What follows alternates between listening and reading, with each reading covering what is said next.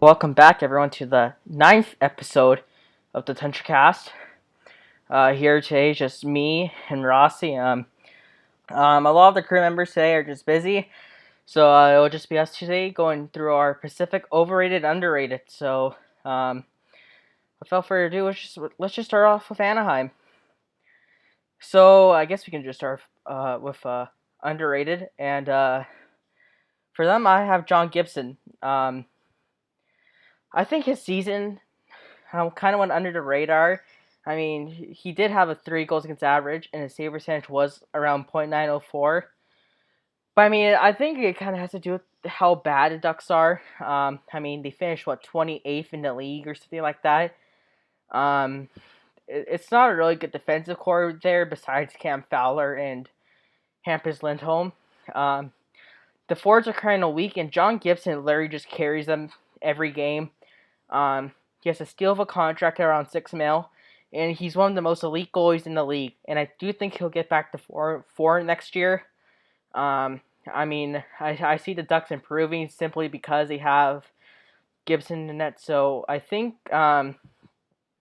people should pick him up in fantasy because he is one of the top goaltenders in the league. And once again, the reason why his stats are bad is just because he's on a bad team. So yeah. Um, yeah, I agree with that. For my underrated, I'm gonna have to say Cam Fowler. I think it's the exact same reason why someone like John Gibson is underrated. Just the team around him is bad. You look at Cam Fowler's stats, and they're pretty. They're really good. You know, like this year he had 29 points in 59 games with a pretty good Corsi of around 51. I just think that a lot of his underratedness comes from the fact that he's got a bad team around him. Yeah. And he's like the only semi decent defenseman on that team too. So yeah, I kind of agree with that pick. Um, for overrated, I'm going with one of the young forwards they have on the team. Um, he's getting paid I think like $5 million, and I mean he's not really putting up the production, and that's Jacob Silverberg. I mean, 20 goals is decent, but I mean, if you're like one of the better forwards on that team and you're making $5 million, I mean, I expect more than like 50 points a year, which he hasn't broken at all in his career. Like the most he had was 49. That was like 4 or 5 years ago. Once again, like $5 million. I mean, it's a lot of money. His Corsi isn't really the greatest. His Fenwick is kind of subpar. And yeah, I think the Ducks should definitely try to move this guy to bring in more younger assets with Sam Steele and guys like Trevor Zegras coming in. So yeah, I got Silverberg on that. Yeah, I have Silverberg too. As you said, the most amount of points he's ever had in a year was 49. In 2016-17. And he hasn't even reached even like 45 since. Like his max since then was 43. I just think a lot of it comes from I don't think he deserves to be paid that much. I don't know why they signed him to a 5 mil contract for someone who you know doesn't really get many points. Yeah. So I guess we can go to Arizona now, and for the Oats, for underrated, I got Connor Garland. I mean, he's been one of the key contributors on the offense for the Oats for quite some time. This past year, I think he was their only 20-goal scorer. He got 22 goals with 39 points in 68 games. And his for how bad the Coyotes actually are, besides Darcy Kemper, who legit just carries that team. Um, I mean, his Fenwick and Corsi's pretty good. 55 for Corsi and 55 for Fenwick. Pretty good numbers. I think he has 1 more year left on his deal, and I mean, if he hits 20 again, he's gonna look for a pay raise, and he's definitely one of their best players on the team alongside Clayton Keller. So for a fifth-round pick, not a bad year. Yeah, I agree with that. I will say that my underrated player for Arizona is someone else you mentioned in Darcy Kemper.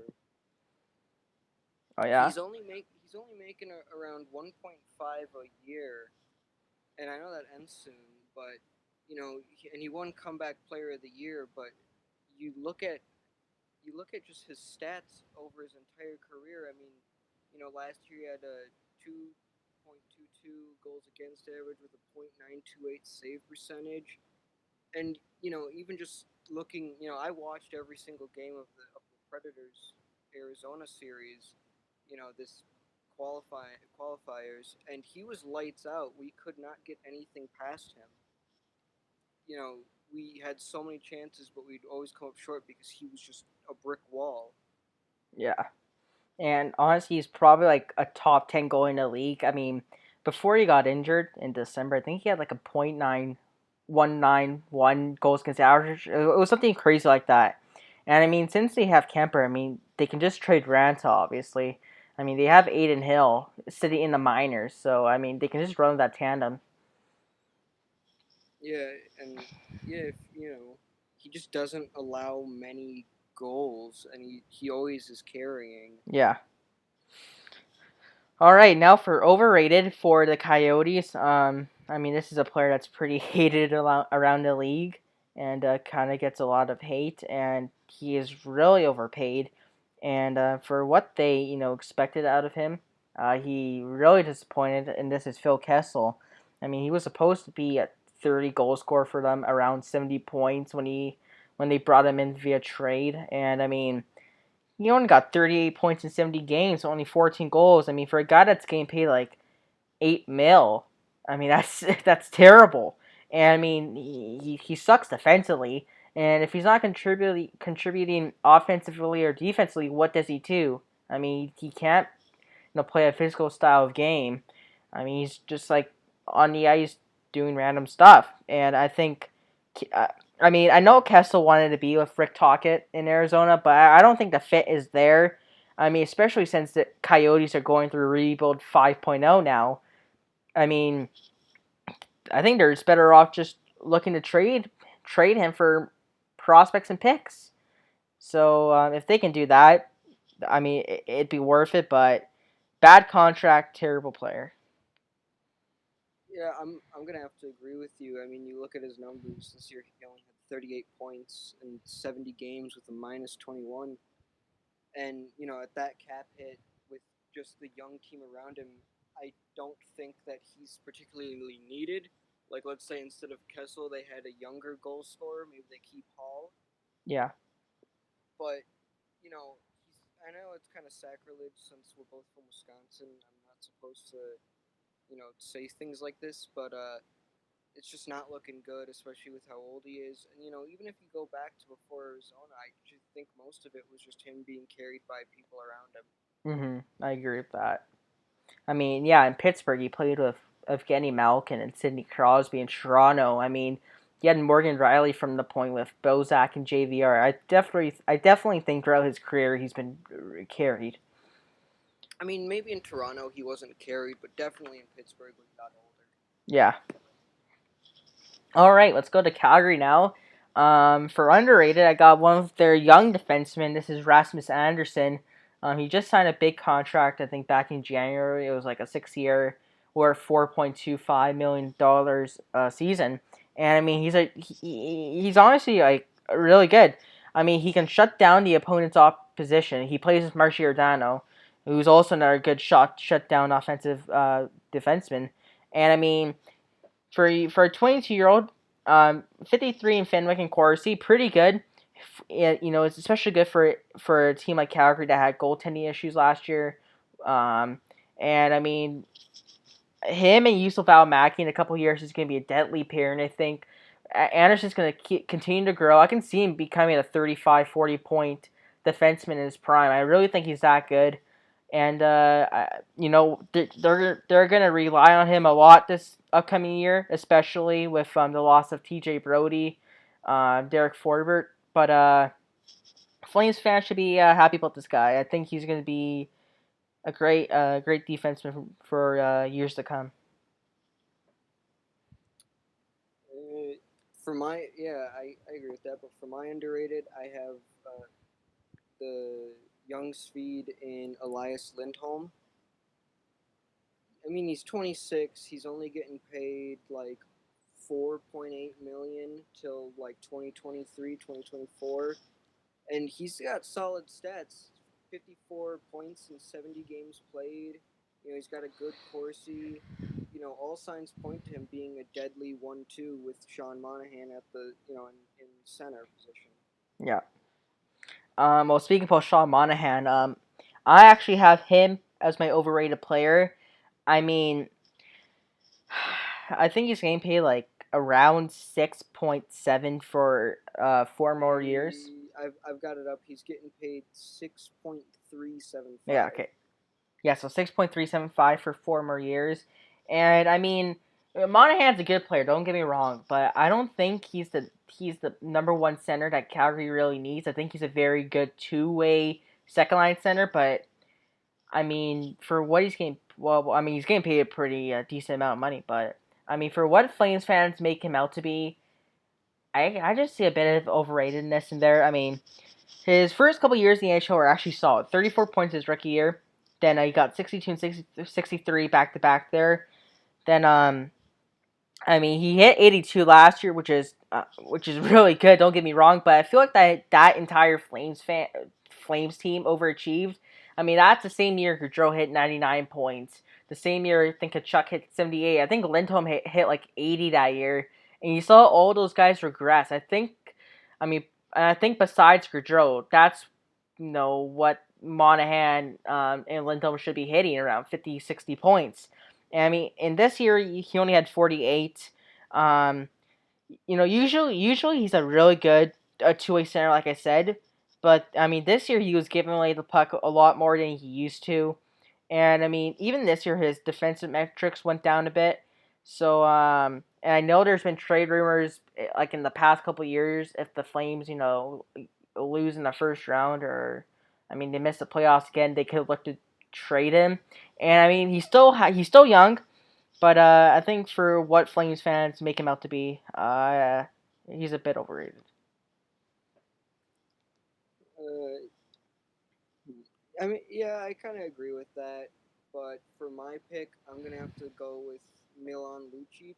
Oh yeah. I know a lot of people are gonna be like, oh, it's not even that bad. Yeah, the cap hit's bad, but it's he's what they want to be, and I don't think that's true. I don't think they traded him to be just like a fourth line grinder at 5 million per year. Right. You know, like he's just been dropping off, and especially with who he got traded for in James Neal. It doesn't really make sense to me for Calgary to have traded for him.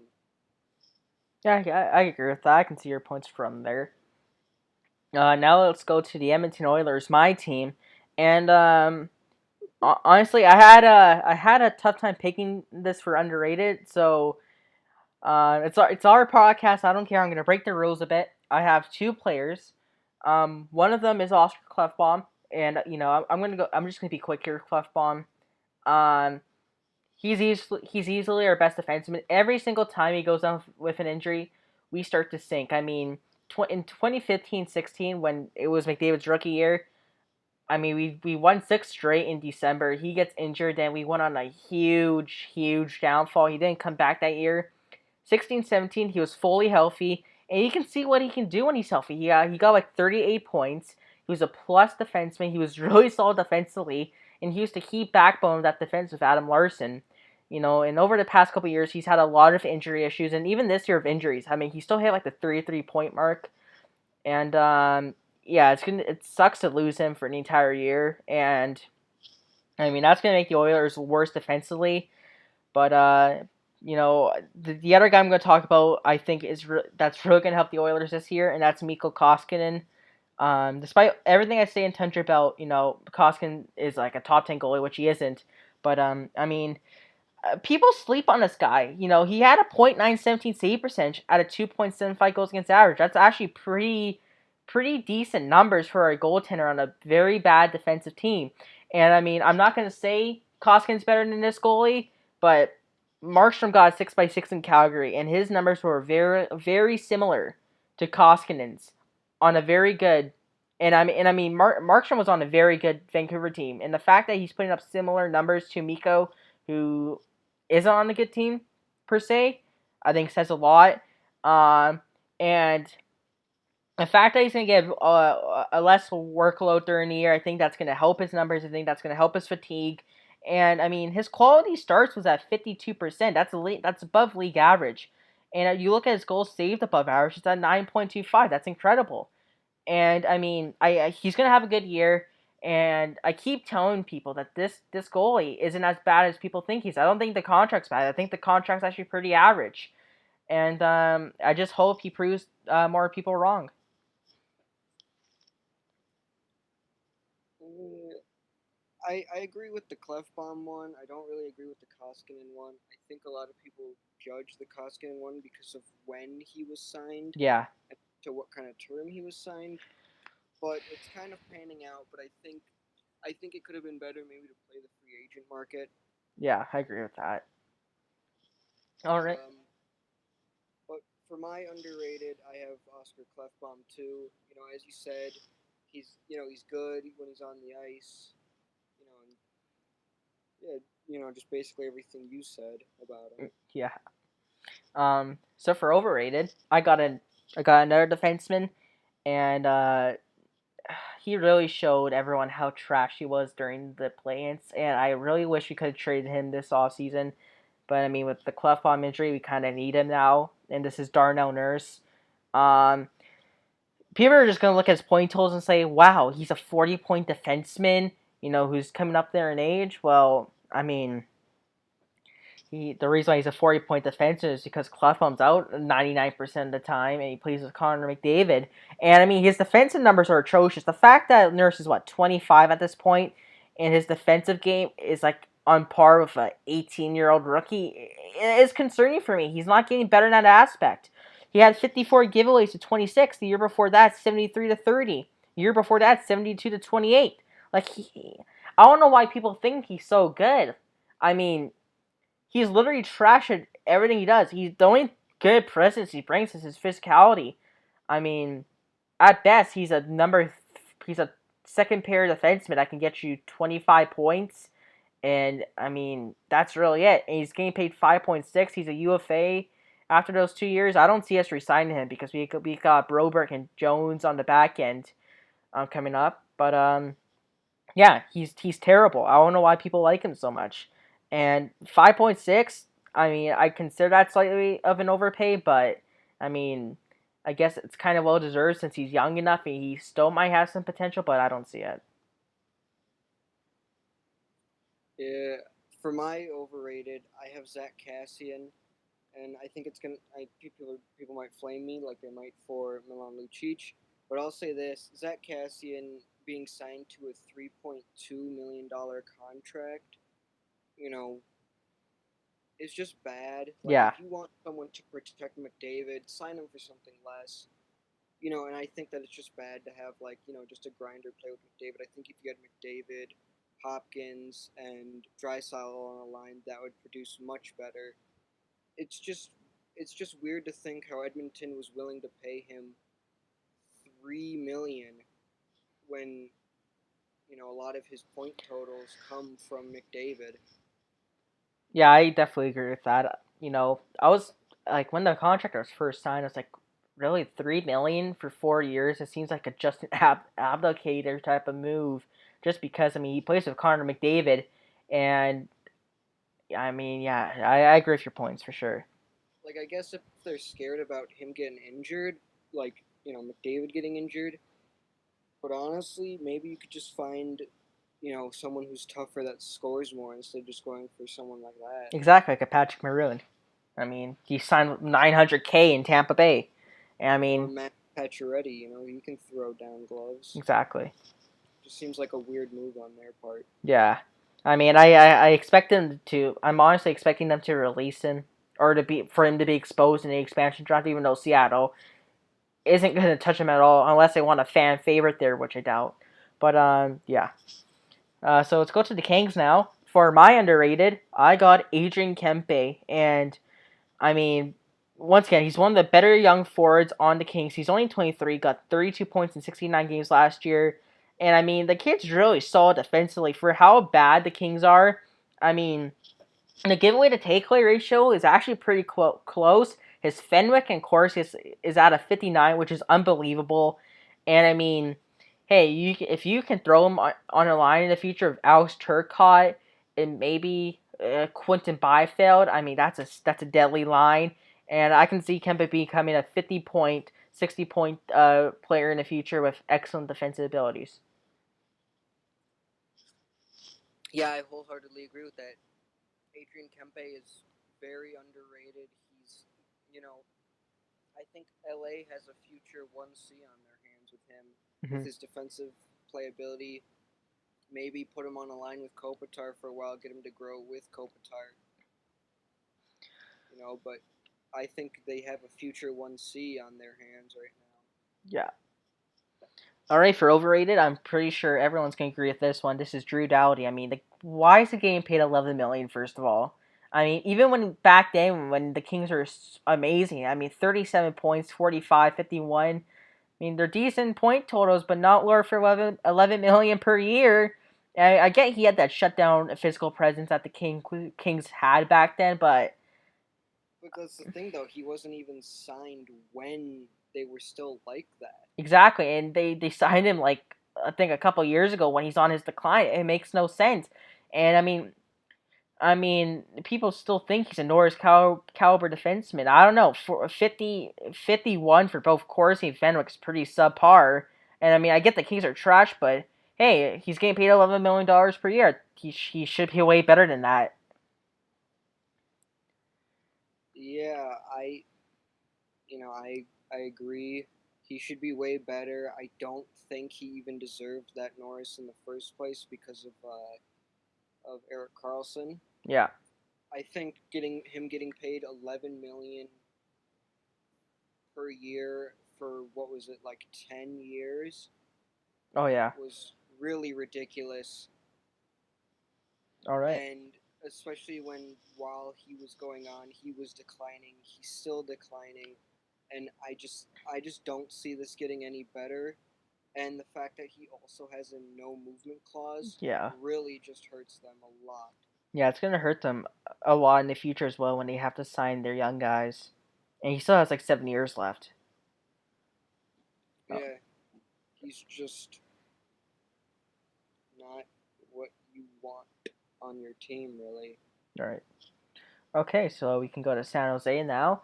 For my underrated player, I got Timo Meier, and I mean, he was one of the few bright spots on the Sharks last year. He got 49 points in 79 games when that entire team was crippled and when that goaltending there was terrible.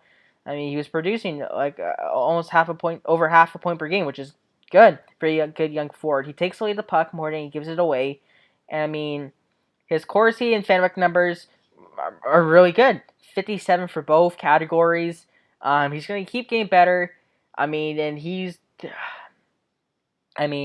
their future first line power forward with guys like Tomas Hertl there. Because Couture is like aging, so I mean, him and Hertl together with Caleb Bang, that's like their future first line. Thankfully, they're still young enough, and I do think in the future Meyer can become a 70-point player.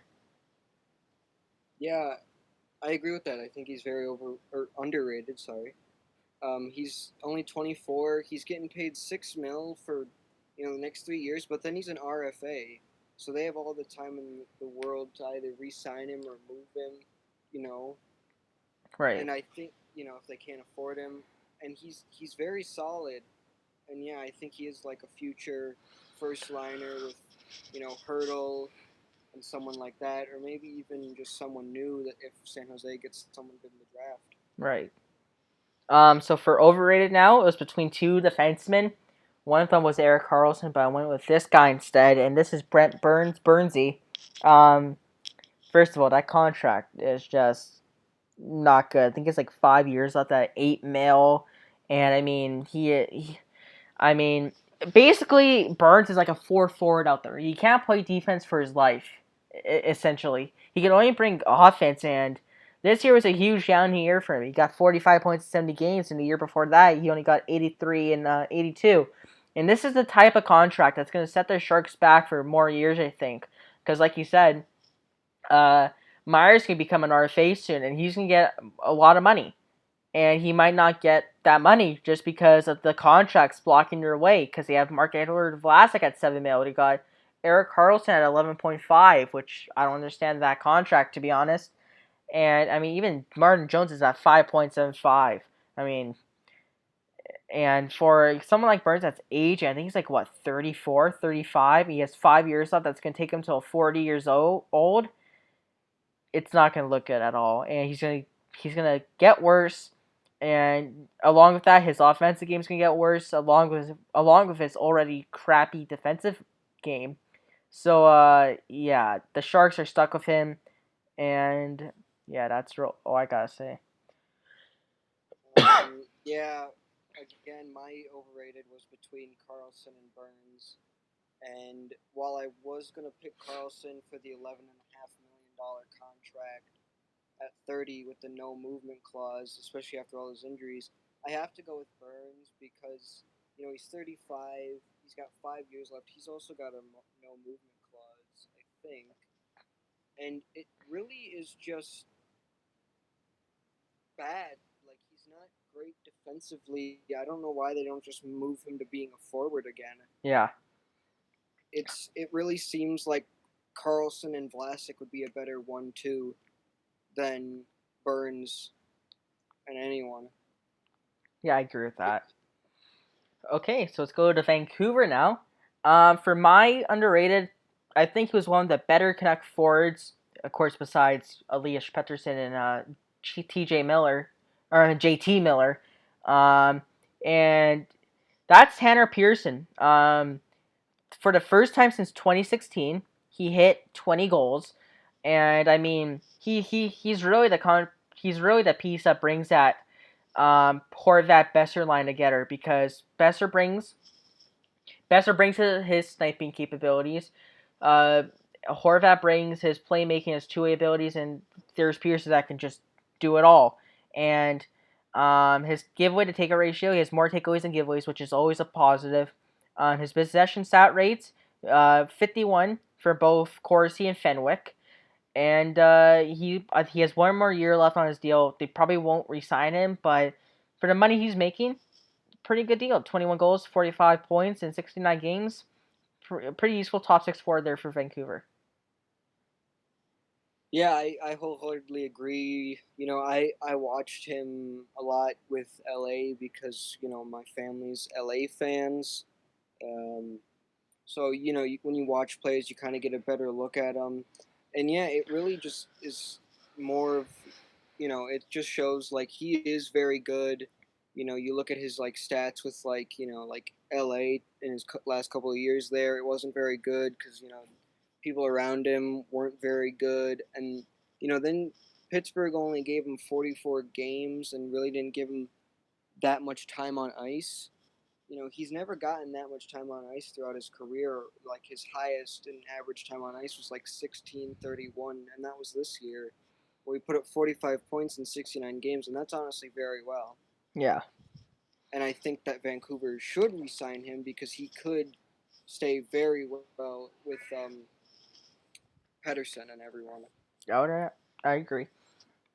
Okay, so let's go to overrated now. This is a player that's extremely overpaid. I don't know why he got this much money. And I think they only paid him this much because he's a giant and he's decent out there physicality. And that's Tyler Myers. I mean, $6 million for a guy that's only giving you 21 points in 68 games isn't the greatest. And I mean, over the last couple of years, his giveaway to takeaway ratio has been atrocious. 17, 18, 77 giveaways to 32 takeaways. The year after that, 63 to 32 for giveaways. And this year, he was a lot better. 42 to 41 takeaways. But I mean, if you're a defenseman, you shouldn't really giving away the puck that much, especially if you don't produce offensively, because he hasn't had a 30-point season in quite some time, and his Corsi Fenwick numbers aren't the best. He has 4 years left on that contract. Honestly, I mean, If I'm Vancouver, I would have tried to trade Myers to keep Tanev, even though Tanev isn't the best defenseman in the world either. But yeah, I don't like the contract at all, and that's gonna harm Pedersen's contract this coming year. So and it will harm Quinn Hughes's, and I think Demko's up soon, like in a couple years. So this contract, Demko's up next year. yeah, next year. So this contract, along with guys like Lou Erickson, Jay Beagle, Russell, is gonna harm the Canucks badly. Yeah, I really agree with that. I think he got the contract because of his size. I don't think much else played into that because, even looking at this draft, I think that, Drysdale went lower than he should have because of his size, and I think that's just a problem with hockey. I mean, look at Martin St. Louis. He's one of the greatest of all time. He wasn't even drafted because of his size. But, he's 6'8", which, yeah, he's got the size thing, but he's just not worth that contract, really. He's only got like a 48 Corsi. He's only got 21 points and a -7 in 68 games. All right. Okay, so now we can go to the Golden Knights, our final team for today. And for underrated, I got Alex Tuck. And I know people are going to look at it and say he only had 70 points in 42 games. I honestly think this is because this year he had the lowest ice time out of his career. He played third line minutes. He didn't get that much power play time. He doesn't really PK, but I mean, if he got the time, he can return to that 50-point self. And I mean, his contract is honestly is decent value. Um, Very good defensive forward. 27 takeaways, the giveaways. A year before that, 69 to 51, and the year before that, amazing, 57 to 29. And his Corsi and Fenwick's at a 58 apiece. I do think he'll break out once again. I can see him, in this. I can see him getting around 30 points in his 56 game schedule because he has the offensive capability to return to that form. He just needs more. He just needs more ice time, a better centerman, and yeah, I really like Alex Tuck. He's a good player. For my underrated player, I'm gonna have to go with Robin Leonard. And yeah, I do have a goalie bias, but I'm gonna say this: Robin Leonard is a shutout goalie. His entire career he's been very good, and I think that he's always been underrated because he never had a team around him. Like he never had a winning season in his career until until he was with the Islanders. Yeah. And I think a lot of that is just the fact of the teams who surrounded him. I mean, you look at his stats in the playoffs, and and they're amazing. And the fact he's only going to get paid $5 million a year is just amazing, especially with how lights out he is. All right, so let's go to our last category. For Vegas, for overrated, people still think he's a first line center on this team, which I don't agree with. And this is William Karlsson. I mean, after that monster year, he got paid $6 million for 8 years, and he hasn't been able to replicate that since. I mean, yeah, he had that 43 goal year where he got 78 points, but it's been downhill from there. I mean, every year the Knights get better. Like in the year after they went to the Cup final, they added Pacioretty and Stastny. In the 1920 season, that was Stone's first full year in Vegas, and now this year they have added Petrangelo, and he gets worse and worse. 78 points at 56 to 46. And I mean, his defensive numbers aren't the best, but his possession numbers are semi decent, 53, 53. I don't know. It's just a lot to give to Carlson. I think they just saw that 40 goal year and they thought, wow, I think he can do it again. And I don't think he'll come close to that form. So I mean, he's still a good player, but for what he's being paid and for the trend and from the trend I've seen over the past couple of years, it's not looking good. Yeah, I kind of agree with that, but I think like the thing with William Karlsson is Vegas has turned more into a defensive team Hmm. more than anything. You know, they don't really have to be an offensive team because their goalies are so good and their defense is so good. Yeah. I'll have to say Alex Tuck. Oh I yeah. know we all like him. He's a really good player, but he's 24. He's at a 4.75 cap hit, and this year he only had 17 points. Yeah, his Corsi's very good. Like he's good defensively, but I think that maybe I think would be better if he would produce more points, and maybe if I think he has a chance to break out if he gets more time on ice. Like he got 2 minutes less time on ice than last year. Yeah. It just seems pretty strange for him not to be putting up more points For what he's been making. for what he's been making, and it seems like he had the potential to put up more points, but he just turns into more of a defensive player. Yeah, it makes sense. I can see that. Yeah. Okay, so that does it for this podcast. It was a bit on the shorter side, and we know it was a bit rushed. You know, the schedule's been kind of hectic over the past couple of days, but yeah, we thank you for watching. We'll see you next time.